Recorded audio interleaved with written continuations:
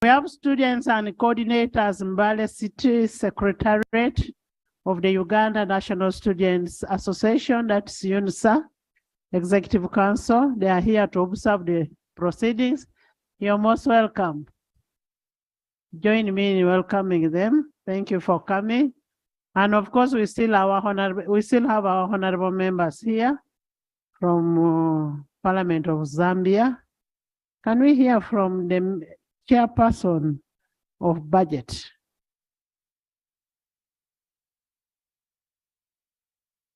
Thank you, Right Honorable Speaker and the colleagues. Today we dedicated the day for supply and the completion of the budget process for financial 2023-2024. But members, you recall that today morning, an addendum to the corrigendum was laid for this table. And according to Rule 32.5, a paper laid on table may be referred to relevant committee.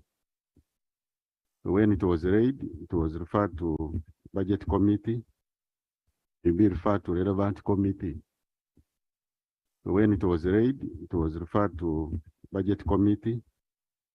As I speak now, budget committee it's looking at the document. And Madam Speaker and honorable members, I beg that you give us 2.5 hours from now to have work done properly, because the instance of the agenda is making corrections to the budget. And we have seen a number of local governments. So we have to be careful shifting figures for local government. Not 2.5 hours from now, we bring the document and we deal with it. I beg to submit. You've heard from the chair. Yes, JB. Thank you, Honorable Speaker. What the chair is proposing is something which is a bit technical. So I'm wondering if working under the timeline of 2.5 hours is really sufficient. I don't know whether it's a disservice if this particular issue is handled tomorrow, so that we don't have anything about delay, because looks, that's my proposal, right, Honorable Speaker. You've started the designing for me what to handle when.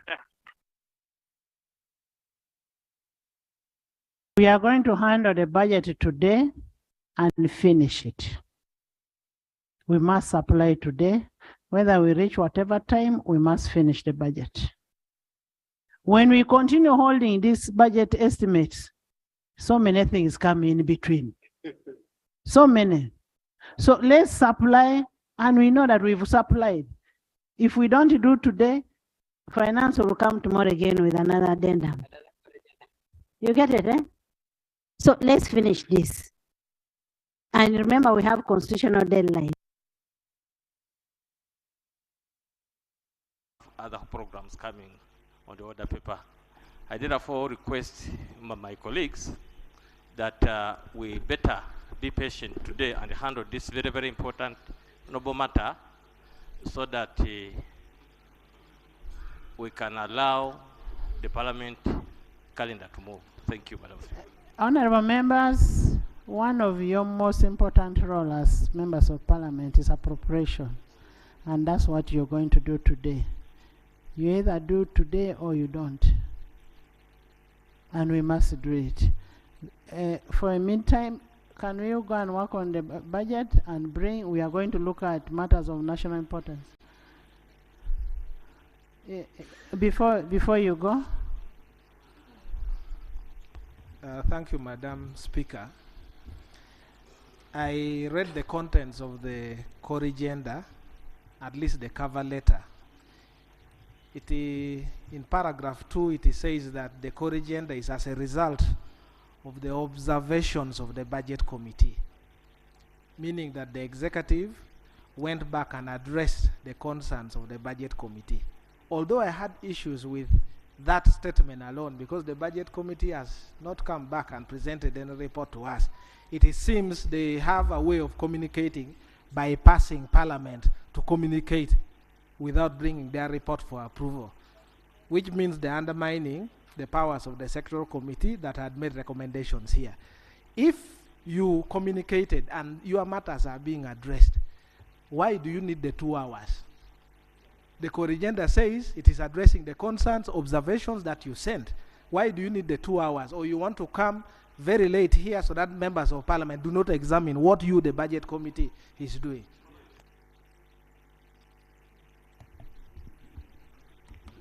Right, Honorable Speaker and Honorable Members, some 3 weeks ago, when we were considering supplementary appropriation bill, Honorable Odu Jonathan raised an issue that whenever we discuss issues of the budget, we should have reports of the sector committee. Because he indicated that the House normally adopts issues, but the budget committee sit and do contrary. So when we went through the process, this House adopted the reports for sector committees with recommendations. Most of them were requiring additional funding. So we wrote to Minister of Finance to address the issues which they have responded in the agenda for all sectors. I'll come along with the list of all items listed and how they have addressed. They have addressed some, others have not been addressed. That's why the Kurugenda was referring to the letter which we extracted all those recommendations which required support. So that's the basis of that. It is something we should not worry members of Parliament.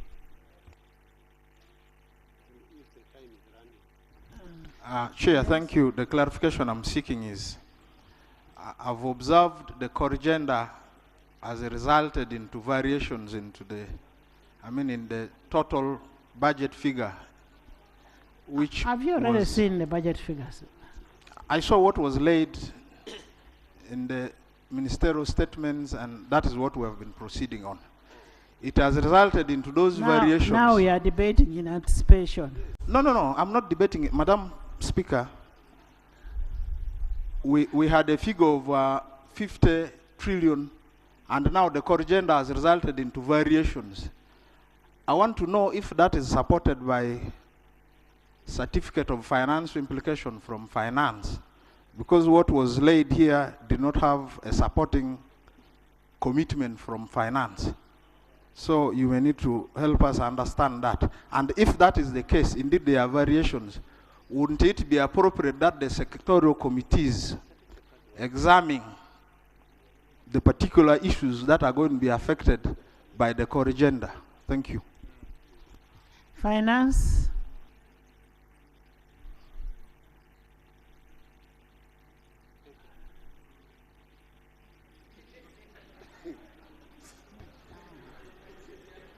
Thank you so much, Right Honorable Speaker.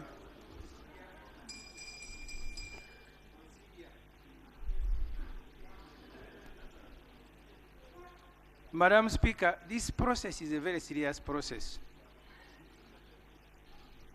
We've been dealing with mainly the Honorable Musasis, and I speak as a member on the Budget Committee.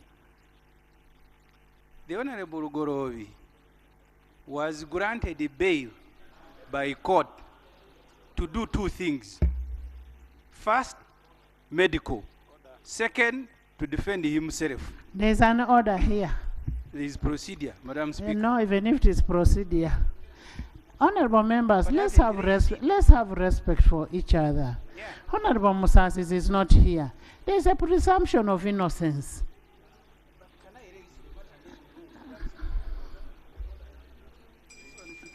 Yes, I know you just don't want Honorable Lugolovi, but you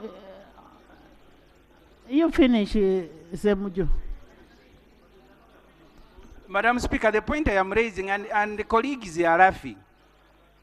All of us at one time, you will need bail.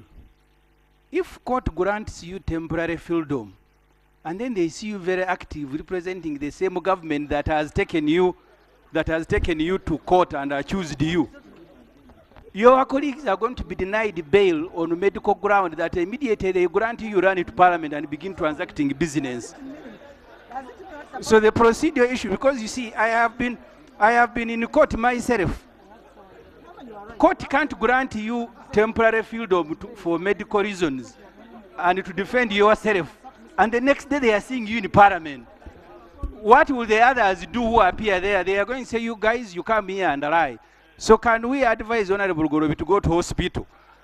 We transact this business, Madam Speaker, without him. Honorable members, Honorable Lugolobi, if you.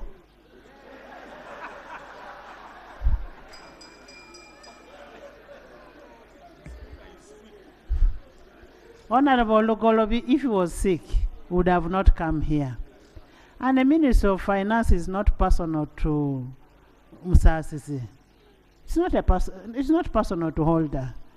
We have 5 ministers of finance. We have Honorable Kasaija, the senior minister, Honorable Lugolobi. Actually, Honorable Lugolobi is the one supposed to be doing all this budgeting thing. But let's have respect for each other. What has happened to Honorable Lugolobi today will happen to another person tomorrow. Yes, Enos. Thank you, Madam Chair. Rule 72 of our Rules of Procedure says a speech of a member must have reference to a subject matter under discussion.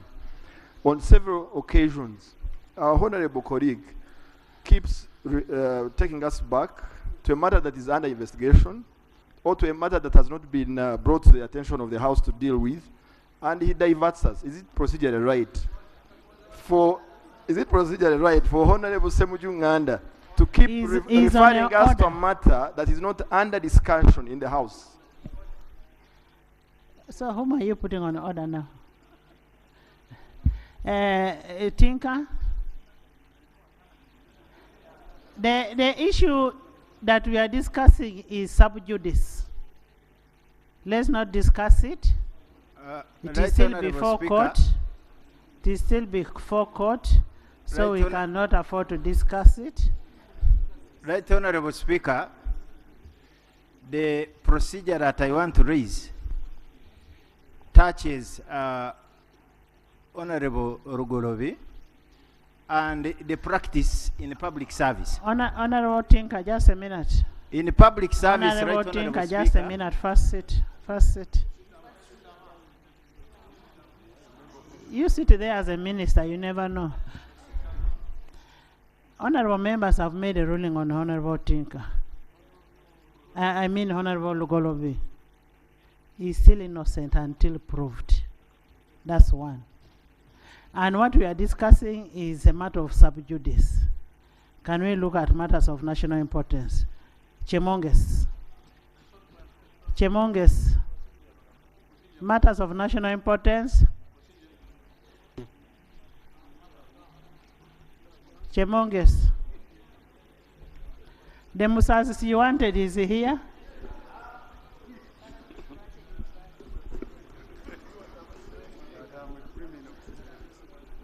Thank you so much, Madam Speaker. I raise on the matter of national importance. Honorable members will expect the budget here. Honorable Musasizi, go, and we want the budget here at 2. Go to your committee. Yes, Honorable Chemonges, matters of national importance. Thank you so much, Madam Speaker. I raise on the issue of national importance. Madam Speaker and honorable colleagues. Okay, forgive me. Well, Madam Speaker.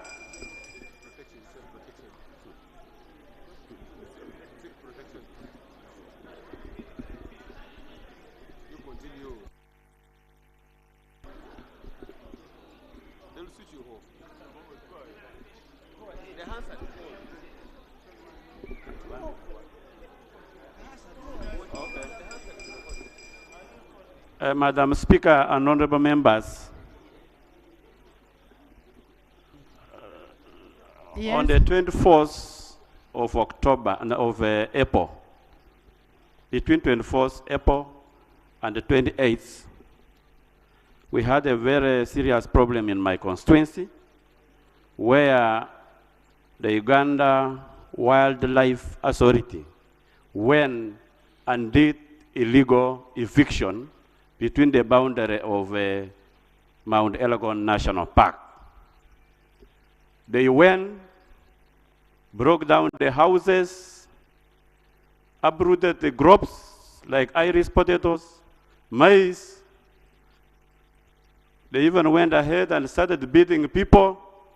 And as we talk now, I have almost 30 families who have no houses.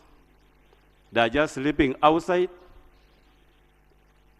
And up to now, no one has come to their rescue.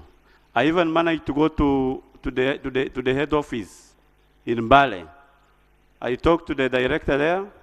It's not actually the director, Mr. Chisa, who is heading Mount Elgon National Park. And what he told me was that he was not aware of what is going on there. Madam Speaker, we've been talking about madness. But what those people did, Madam Speaker, they really need to be checked. Because you can imagine 20 officers breaking houses down. These are houses which have been there for the last 20 years, Madam Speaker. Did you confirm that they were mad? We need to do it, maybe, Madam No, Speaker. if you have not done it, you don't say that they were Okay, I mad. withdraw that, Madam Speaker. Madam Speaker, these are people who were allowed to stay around the boundary by government. When government decided to change that place into a national park, government is aware that they left the people who are not resettled. They told them to wait there until they are permanently resettled. And these are the people that they are breaking their houses. They now have nowhere to go. And second, Madam Speaker, in 2005, after the forest was turned into the national park, the community themselves went to court, took government to court. And government consented, that was 2005. There is a consent judgment where government consented into their case that they would resettle them before they are evicted. So, Madam Speaker, as I stand here, the whole survey is looking at me. They are aware what is going on. And this is the problem which has taken over 35 years today. These are people who have no schools. These are people who have no roads. These are people who have no health centers. They have nobody to help them at all. Thank you. Thank you so much. My prayers, Madam Government, Speaker. what are the prayers? Prayer number one. My prayer number one. You have information from Solomon. Let me take the information. Thank you very much. Right Honorable Speaker and colleagues, what my brother Honorable Chemonges is talking of is really a thorn in the flesh of the members of parliament from Sebei. Right Honorable Speaker, the issue of the Norobos cuts across Sebei sub-region. As we talk now, we have in Bukwa district 2 resettlement camps. That is in Yotui resettlement camp in Chesawer sub-county and Tariet resettlement camp in Kaporo sub-county. Right Honorable Speaker, we have been moving up and down. We have been talking to the Prime Minister. The President has made communications. The Prime Minister has made communications for the resettlement of these people. But up to now, Right Honorable Speaker, these people are just stranded. They were given some support, some resettlement package in their camps. But for the last 5 years or so, this support has failed to be given to them. So, Right Honorable Speaker, these people are looking at us as if we have abandoned them. And we have made a lot of noise. These people have been killed because now their source of livelihood is through keeping the cows. But they don't have land where they can keep their cows from. So now they try to take the cows to the forest, and that is where they collide with these people of war. From there they are killed. So many people have been killed, Right Honorable Speaker. It is my prayer that we really see how best we can support these people. Thank you, Right Honorable Speaker. Thank you. Information. Thank you, Emma. Phyllis. Thank you, Madam Speaker. I would like to add on that this issue has really taken a very, very long time. It was raised here in the 7th Parliament, in the 8th Parliament. Up to now, it is being raised. I pray that in your good leadership, Madam Right Honorable Speaker, why don't you put this issue at rest? May your leadership help the people of Sebei to settle down. Thank you. What is the order about? And who are you putting on order? Madam Speaker, I was requesting her so that you order government. Thank you, Madam. That you order what? So that, Madam Speaker, you order government to allow those people to stay there. Madam Speaker, what my colleagues have said is exactly what I've been explaining. Madam Speaker, for us leaders of Sabey today, we are looked at as leaders who are not representing the interests of the people. This is a matter that we cannot even manage to explain in an hour. It is a very serious issue. Thank you. Madam Speaker, just a minute. Madam Madam Speaker, I just want to summarize the prayers. Madam Speaker, prayer number 1 is that the Wildlife Authority officers should immediately stop the eviction that is going on and help them to rebuild those houses that they broke last week, Madam Speaker, so that these people can at least have shelter. Then the second prayer, Madam Speaker, is that the Attorney General and government should tell us the status of the consent judgment of the 2005. Finally, Madam Speaker, these people are not encroachers. These people are simply staying in their ancestral land. This is where these people were born. So, Madam Speaker, that my last prayer is that government should resettle these people permanently and also compensate all the lives lost. Very many people have been killed, as Honorable Solomon have said, and others have been injured. Thank you so much, Madam Speaker. Thank you so much. Government, even if these people were encroaching, they don't deserve to be killed. They don't deserve to be displaced. You cannot evict people in the name of this is a forest, that kind of thing. You cannot. Those are your voters. Can we have the status quo maintained? Can you as government order these people not to evict anybody? And those people who have been evicted should be supported by OPM. Can we hear from government?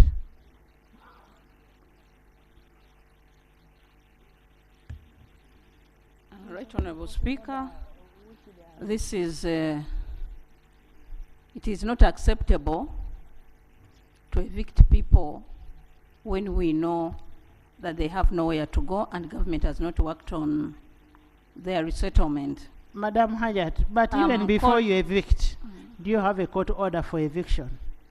Yeah, that's what I'm coming on, Right Honorable. I request the Honorable Member that let's have a meeting on Friday on addition to a report from the district, because when they went to the headquarters were telling them we are not aware. Please help me and get a report so that we have a meeting together with those people. I'm calling Ministry of Tourism. We shall have our meeting in the Cabinet Library with all the area members of Parliament so that we can solve this and we see how it can be concluded. I thank you. Honorable members, what we want is a solution to this. And because she has committed herself that you have a meeting, After having a meeting on Friday, report to me on the outcome. But in the meantime, what are you doing as government?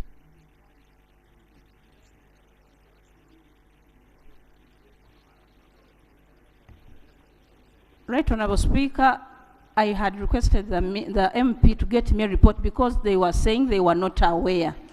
So what we are saying, people are being evicted. What we want you to do... To resettle them. No, first stop the eviction. First stop the eviction.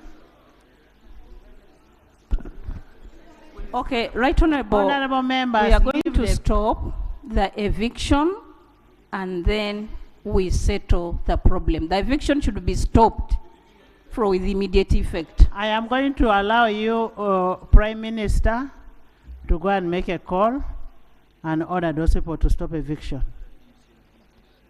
Please, I'm giving you time to go out. Tebandeke. Thank you, Right Honorable Speaker. Right Honorable Speaker, I rose on an urgent matter of national importance last week about insecurity. Honorable members, listen to your colleague. About insecurity in Kayunga district. I informed this House of the rampant robbery within the two trading centers and the murder of the Nalongo, the wife to Mr. Mande in Kayonza. Right Honorable Speaker, it is so certain that even in Busana, Mr. Samanya, a parish councillor for the youth in Wantente parish, was also murdered in broad daylight. Yesterday, but one, we have also received the same case where Miss Namukwaya of Kamusabi was robbed over the night, and Miss Namata in Kamusabi was also murdered over the same night. Yesterday, but one, a taxi with the passengers was robbed on highway between Kayunga and Chitimbwa. Right Honorable Speaker, the matter is becoming unbearable for our people, and I seek for the indulgence of government. And I'm also worried. My heart is telling me after Kayunga, maybe they are proceeding to Bukedea. So, but I pray it doesn't. I beg to submit. In Jesus' name, it will not come to Bukedea.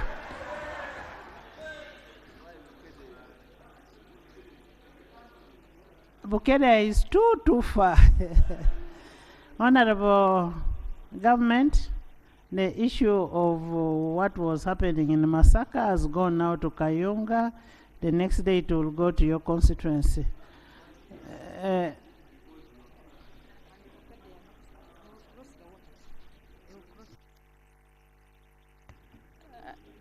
Right Honorable Speaker, I'm calling Internal Affairs to get in touch with that area immediately to find out why this is happening, so that they can later they will bring us a report here, but we need that problem to be solved immediately. Internal Affairs is directed to do that, to handle. I don't see them here. You may need to communicate. Thank you. Mapenduch. Right Honorable Speaker,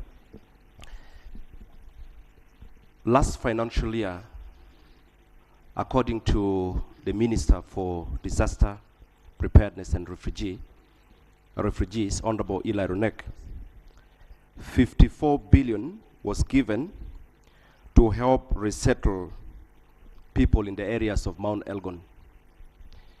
According to Nrm, recently, when he was appearing before the Committee on Presidential Affairs, he stated that he did not know what was done with the 54 billion.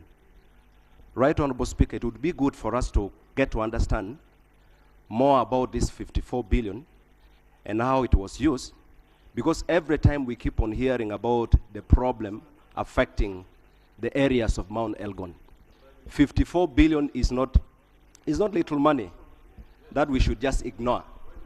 This is public funds, taxpayers' money, and we need this money to be accounted for. Thank you, Right Honorable Speaker. Thank you. Can I hear from the Chair of Presidential Affairs? And let's get the information about the 54 billion for Elgon. It's not for Karamoja. You first sit. You'll talk on Karamoja. Let's hear about Elgon. Thank you so much, Right Honorable Speaker, for giving me this opportunity to inform the House. It's true, the Honourable Minister appeared before us and talked about the 54 billion. But in his information, he said some people submitted a proposal to Cabinet to get more 54 billion, and he disassociated himself from that request. But he did not tell the committee that that money was released and spent. So, Right Honorable Speaker, we did not confirm the release of that money. Thank you.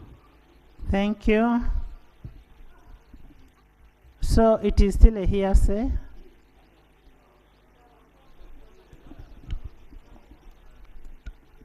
Right Honorable Speaker, yes, it is subject to verification because what we all know about the money which was requested for and appropriated by this House was the 135 billion for relief to support Karamoja sub-region and other parts of the country.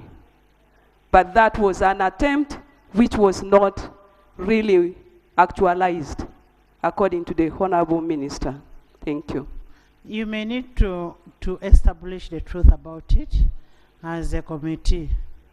Thank you, Right Honorable Speaker. We shall. Thank you. Aza?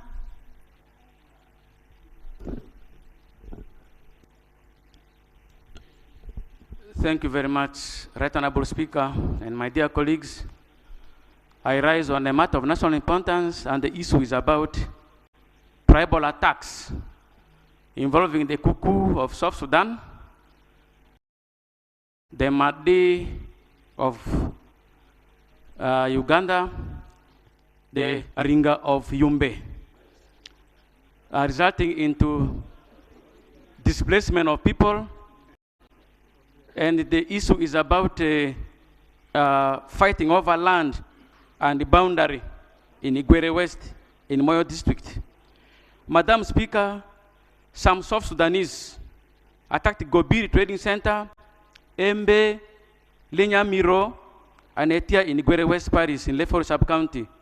They also went ahead and attacked Goboro, Fea, Fitinambaya, and Igborogoro in Ikot Sub-County in Yumbe District. Madam Speaker, most of the homes that were attacked and touched belong to the Aringa of Yumbe, the Kakwa of Koboko, people from Maracha, Terego, who are settled near the border with the Sudan, and over 400 grassroots houses were touched. Madam Speaker, the Ugandans retaliated by attacking the Kuku tribe in Igwere West in the Moyo District, where 100 cows were driven away towards Yumbe, and 20 houses were touched. This has resulted into tension, displacement of people, destruction of properties, looting of domestic animals, bicycles, motorcycles, clothes, foodstuff, and torture. Madam Speaker, our prayers. Madam Speaker, information granted. Thank you very much, Honorable Tom, for giving me away. Thank you so much. Thank you, Right Honorable Speaker and the honorable colleagues. The matter my honorable colleague Tom is raising is a serious disaster that has happened in our region, in the districts that he has mentioned. Right Honorable Speaker, as we talk now, 2,000 people are displaced and being confined in a transit center called Goboro, are waiting for government intervention. Their properties are totally destroyed. The communities live in fear. There is no hope for people in that region.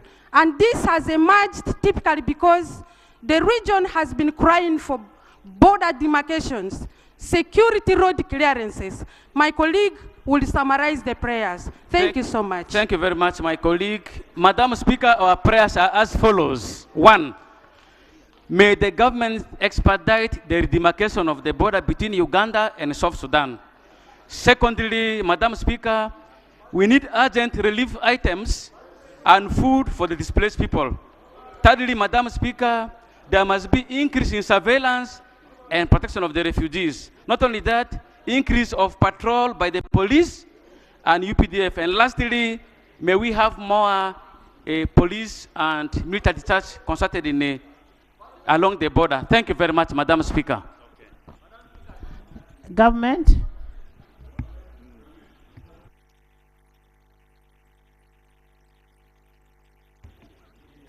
Right, Honorable Speaker. About the prayers, food has to be taken to those people because it's one of the urgent issues that has to be handled. Then the demarcation of the land has to be speeded up so that there is demarcation. But some security issues, we cannot discuss them here because this is between Sudan and Uganda. So I'm requesting members, some information that you want about security, we cannot discuss it here on the floor, but we are going to handle together with the Minister of Security. Clarification. Thank you. Clarification. Right, Honorable Speaker, the clarification I would like to seek from the Prime Minister, yes, the Deputy Prime Minister, is where in the 9th Parliament, we as members of Parliament were put at gunpoint as a committee of this Parliament. And when we reported on this, to the August House, money was given for the issue of boundaries. What has happened to the boundaries? Because these kuku are basically in Uganda. The land that was given for training the Sudanese soldiers, they now own it as theirs. Why don't we open our borders so that our people know where they belong? Because you don't know the pain that we went through for 45 minutes. We are under gunpoint as a committee. We couldn't move anywhere. So I'm requesting, what is happening? If you can't get to know where the borders end, and you're telling us you want us to speak this thing under the carpet, when will it be done? When will people know what is going on? We want to ask government to come out clearly and tell us where the borders, the boundaries end, so that our people are secure. Because otherwise, even asking for police and soldiers, we were surrounded with both the police and the soldiers that had accompanied us to the border. So that may not even be of help. We want to know where the border ends so that Uganda as a sovereign state can have, the people can know where they belong. Thank you. Now, that takes you to Tororo borders. Tororo borders, the famous border. Tell us what you found out from UK and the maps. Thank you very much, Madam Speaker. Madam Speaker, it is very unfortunate that the people of Yumbe are facing a crisis arising from border tensions. And how I wish government fast tracks that, because it involves international borders. However, Madam Speaker, the solutions to border challenges internally and also externally were resolved by the Addis Ababa resolution when independence was granted to nations after the partitioning of the continent, in a meeting that agreed that there will be no alterations of borders boundaries internally and also externally within countries. And this informs us now of the situation that we have been having in Tororo.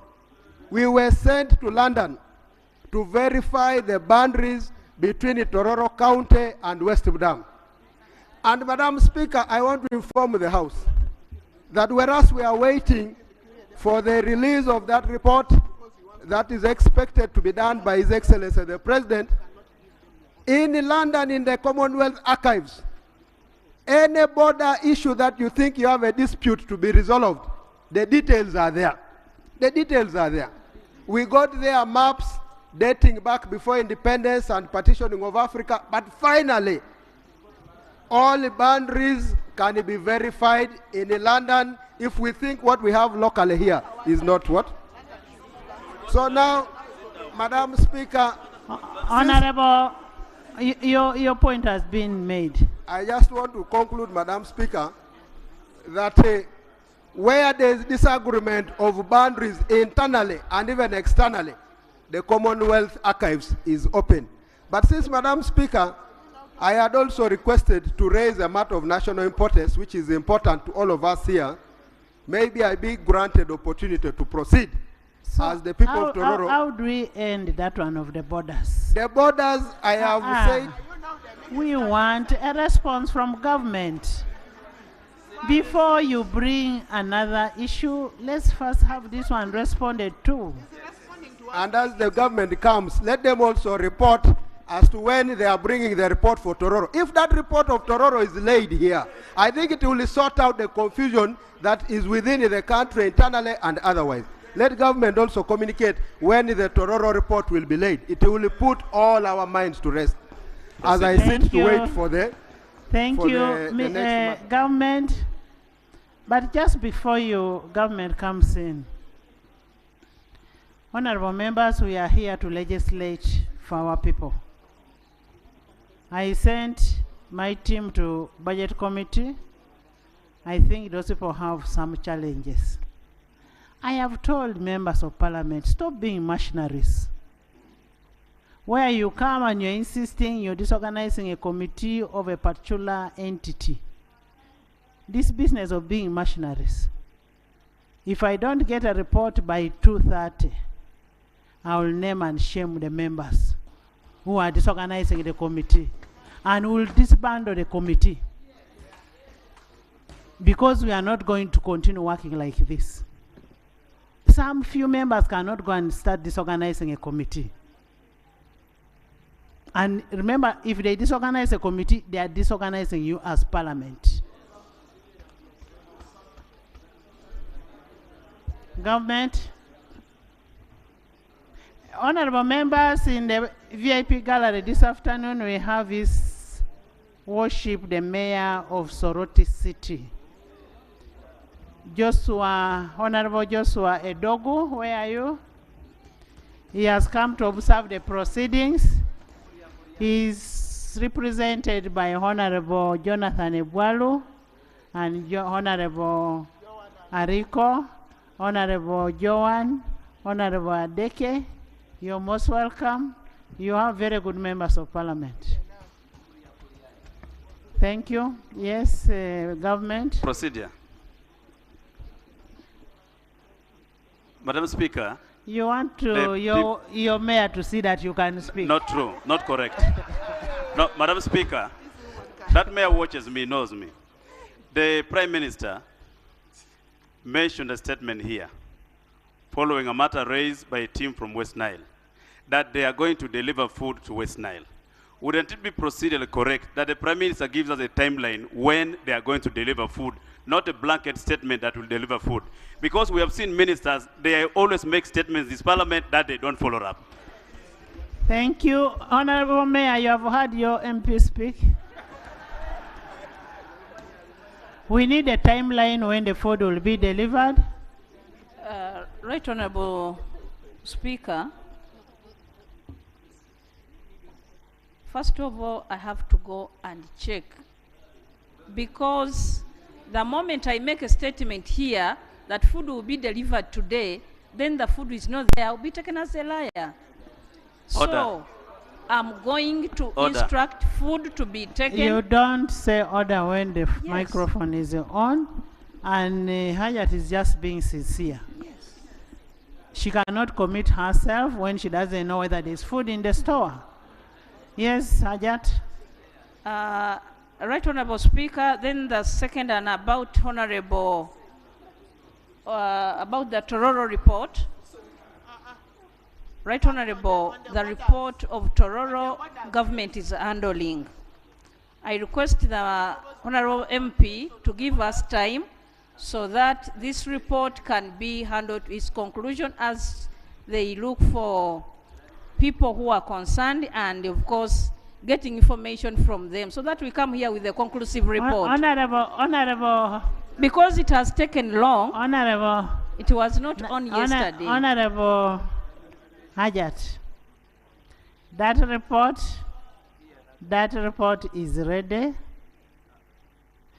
A team was sent to London to verify the boundaries and get the what? A report. They came back, government prepared a report.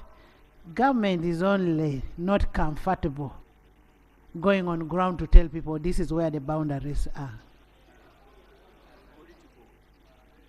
What you need to do is to engage the stakeholders on both sides, the leaders, and see how you bring a reconciliation between the two and show the boundaries. At the end of the day, you'll have to show the boundaries. Honorable Prime Minister, you've gotten me? Madam Speaker, just join. Madam Speaker, the request to go to London arose from a very big meeting that was attended by all stakeholders. I have already made a ruling to that effect. Yes, so there is no more consultation because it was an agreement. Can you bring your other matter of national importance? Thank you very much. Thank you very much, Madam Speaker. We are waiting for the report. Madam Speaker.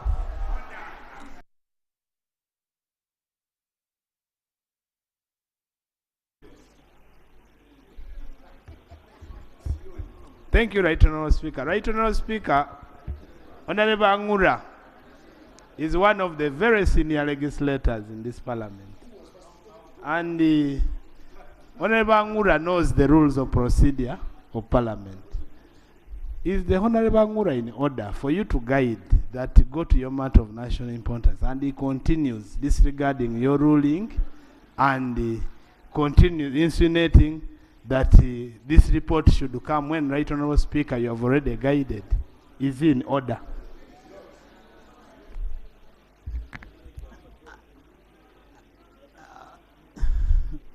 Of course, Honorable Angura is not in order.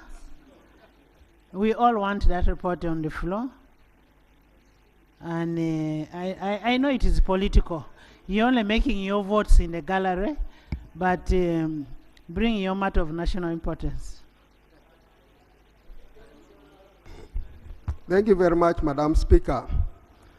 Madam Speaker, you will recall that the world faced a very big crisis when COVID hit and the borders were closed. And equally in the country here, our borders were closed. However, Madam Speaker, as the countries continued to settle and have borders opened, Malaba border, which happens to be our main artery as far as the movement of imports and exports is concerned, equally faced this problem.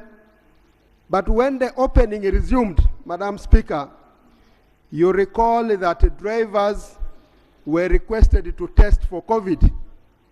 And this led to a strike when the fuel tanker drivers protested the cost for testing COVID. And that strike led, as among others, to rise of fuel prices. And the Right Honourable Prime Minister, Madam Speaker, went to the border to try and resolve that crisis, and indeed it was resolved. But because of easing the congestion that had been occasioned by the strike, directed that empty trucks leaving the country and returning to Kenya should go through Ruakaka border because of the circumstantial situation of the congestion. The congestion was overtaken. The movement of trucks was restored to normalcy. And Madam Speaker, those who were surviving on clearance of empty trucks, but also drivers who have their families in Malaba and could not stay there because of movement of goods to the center and only enjoyed their stay with their families as they returned, were all affected. Efforts to have these border issues resolved took a bit of time. And fortunately, Madam Speaker, on the 20th of last month, the Right Honorable Second Deputy Prime Minister traveled to Malaba, Right Honorable Kadaga, and held a meeting with the stakeholders and agreed that empty trucks, as among others, including the small gate, the community gate that had been closed, be opened, and the trucks that are empty start to move back. Because they had caused the problem.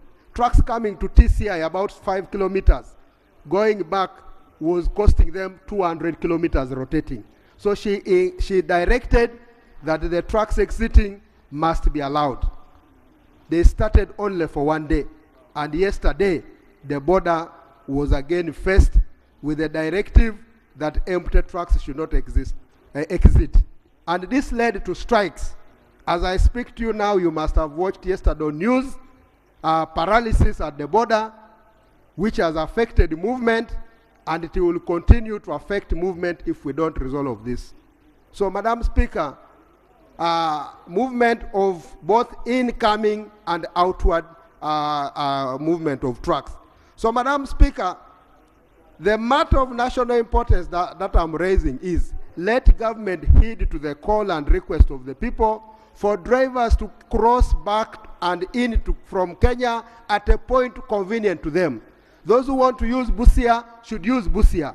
Those who want to use Malaba should use Malaba, and Ruakaka and any other borders that we shall be making international.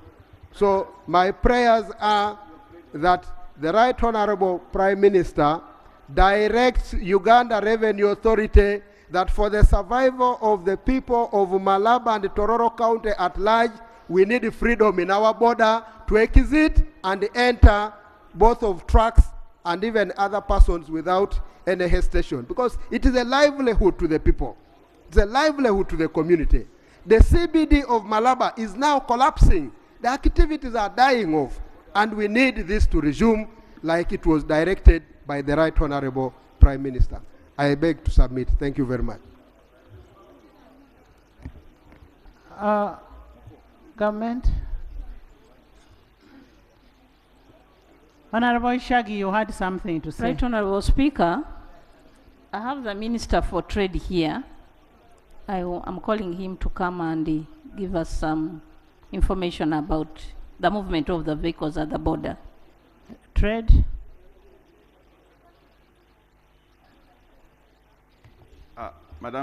Madam Speaker, we are going to work with the Uganda Revenue Authority to address this situation of Maraba and see that it comes to normality. Thank you.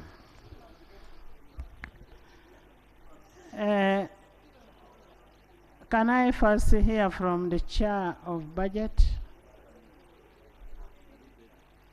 I am told some ministers have also gone to the committee to sit, to lobby as members of parliament. I am going to go to that committee myself.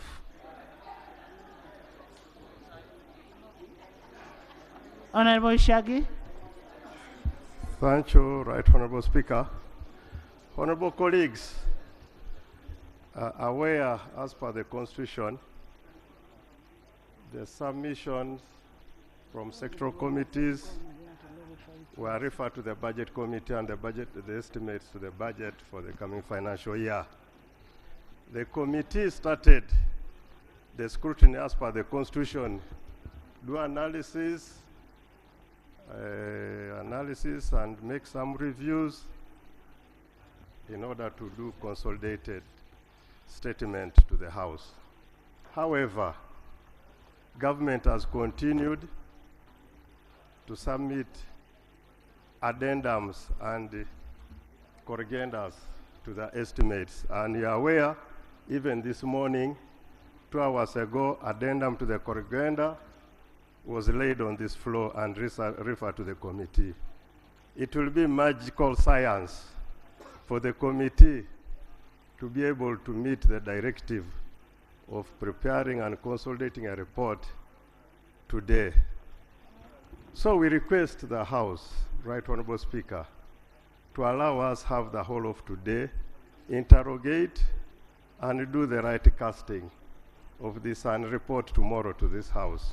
Tell us the challenges you're getting in the committee. I don't want us to cover things. That there are machineries who are there advocating for particular entities. There are people who are disorganizing the committee. Right Honorable. Right Honorable. Let's run these committees in a free and a fair way. Professional way. Let members not go and disorganize committee work. If you want to debate, if you want any change on figures, come and the report will be debated here. Right Honorable,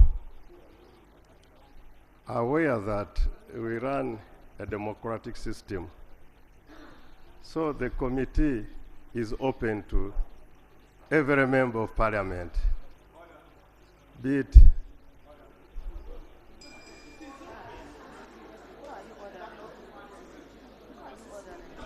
Thank you, the Right Honorable Speaker. Madam Speaker, we are here because you gave some small time, about 2 hours, for the Committee of Budget to go and finish the work and they present it here. And again, Madam Speaker, you made a communication very clearly that there are some members, and the word mafias appeared in that communications. Machineries, not mercenaries. mafias. The mercenaries are trying to disorganize the committee. And even you have asked the honorable member to name them. No, I've not said you should name. I have not said you should name. Now that the statement is very clear to the honorable members, and again, the request that has been placed to him, can he go straight? Is he in order to keep meandering instead of answering what we want to hear about the timeline given to them? Honorable members, you've heard from the chair of the budget committee the challenge that he has. He may, as a chair, he may be fearing to say, me, I will say it. I have said the challenges which are there, and I am coming to monitor the process myself. I am adjourning this house to 8 a.m. tomorrow.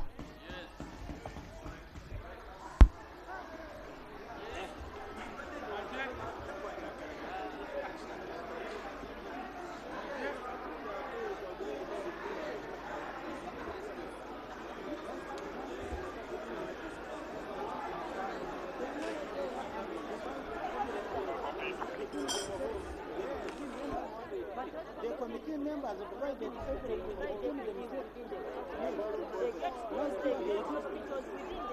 That's why ministers are there now.